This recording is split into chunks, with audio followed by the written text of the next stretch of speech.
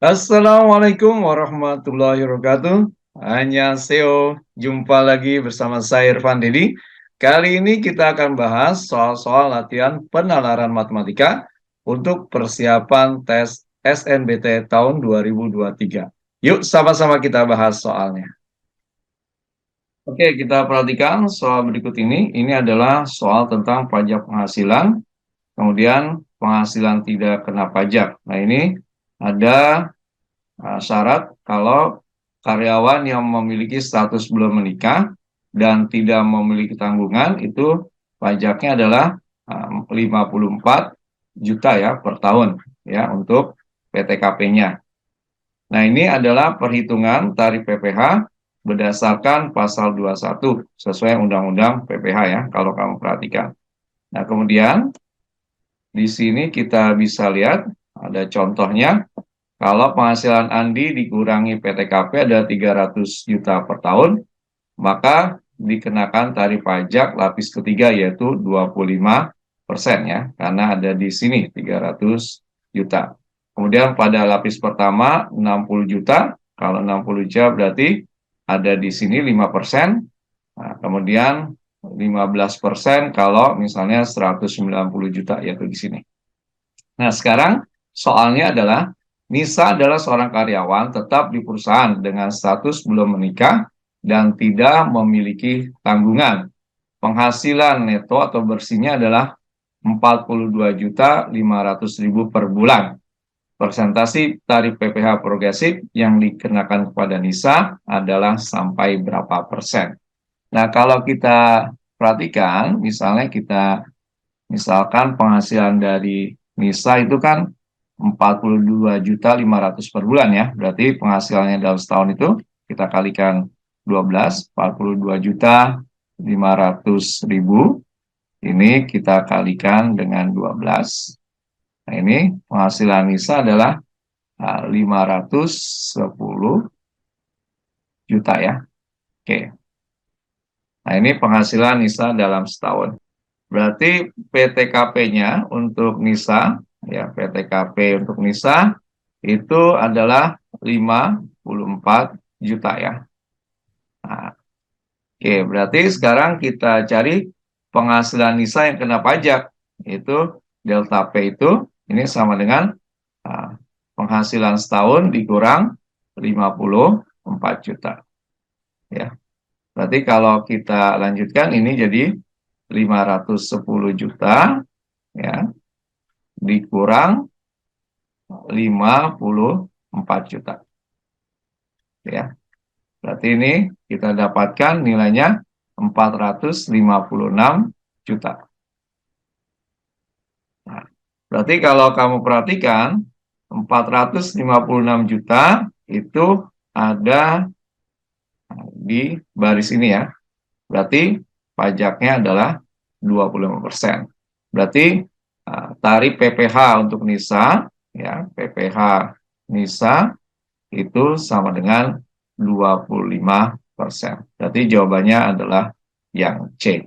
Oke, bisa dipahami ya? Oke, kita perhatikan soal berikut ini. Berdasarkan perspektif ekonomi, usia penduduk dikategorikan menjadi dua bagian ya. Usia produktif 15 sampai 59 tahun, kemudian usia tidak produktif di bawah 15 dan 60 tahun ke atas. Kemudian ini tabelnya, berarti yang ini tidak produktif ya, tidak produktif. Kemudian yang ini juga tidak produktif gitu ya. Nah, sekarang persentase penduduk yang berada pada kategori usia tidak produktif di negara tersebut ada berapa?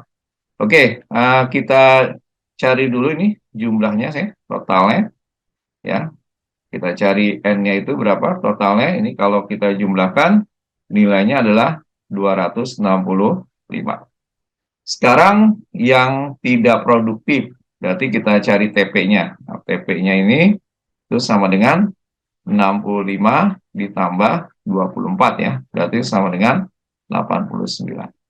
Berarti kalau kita diminta persentasenya, ya tinggal kita tulis. Berarti 89 per 265 kali 100%, ya. Berarti ini kita dapatkan nilainya 33,58%. Berarti jawaban yang tepat adalah yang C. Oke, mudah bukan? Oke, kita perhatikan soal berikutnya. Permintaan jasa titip cukup tinggi di Indonesia. Salah satunya dalam hal pembelian tiket konser, ya. Kemudian Rani, seorang penggemar K-pop, ingin membeli tiket konser untuk pertama kalinya. Karena takut gagal, ia membeli sendiri. Rani memutuskan menggunakan jasa titip. Ia membandingkan beberapa akun jasa titip pembelian tiket untuk mengetahui kemungkinan keberhasilannya. Berikut data-datanya, ya. Nah, ini kalau kita perhatikan, dari data ini kita cari persentasenya, ya. Misalnya ini transaksinya 110 kali, ya. 110 kali. Kemudian yang berhasil 70. Berarti ini kita cari persentasenya 70, ya. Kita bagi 70 per 110.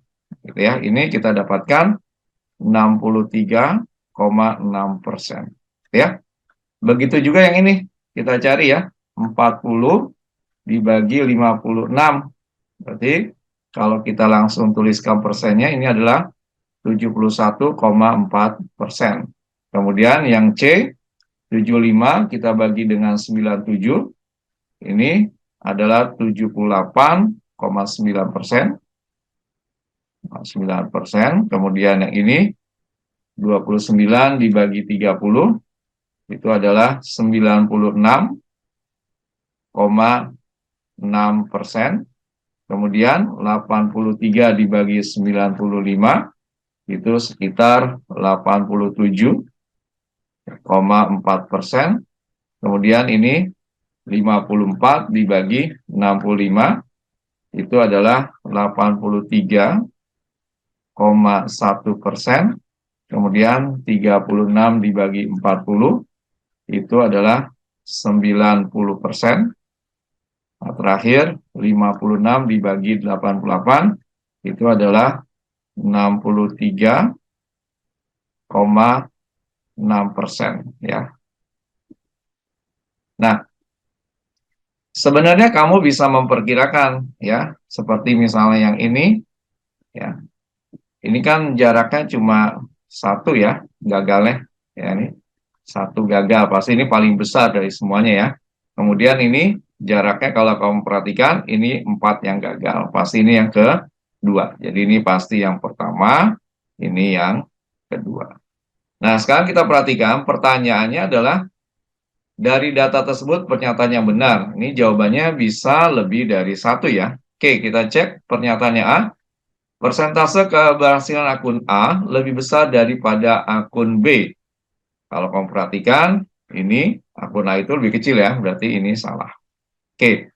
Yang kedua, persentase keberhasilan akun C lebih kecil dari akun D. Akun C lebih kecil dari akun D. Ya, betul, ya. Kemudian yang C, persentase keberhasilan akun E lebih kecil dari akun F. Akun E dengan F, ternyata E-nya lebih besar, berarti ini salah. Yang D, persentase keberhasilan akun E bukanlah yang paling besar. Akun E 87, ya. Dia bukan yang paling besar, ya, karena yang paling besar adalah yang akun D. Berarti ini benar. Yang E, persentase keberhasilan akun D adalah yang paling kecil. Udah pasti salah. Berarti jawabannya ada dua yang benar, yaitu B dan D. Oke, mudah bukan? Alhamdulillah, pembahasan soal-soal penalaran matematika untuk persiapan SNBT tahun 2023 telah selesai kita bahas. Semoga bermanfaat. Ingat selalu, matematika itu mudah. Assalamualaikum warahmatullahi wabarakatuh. Kamsahamnida.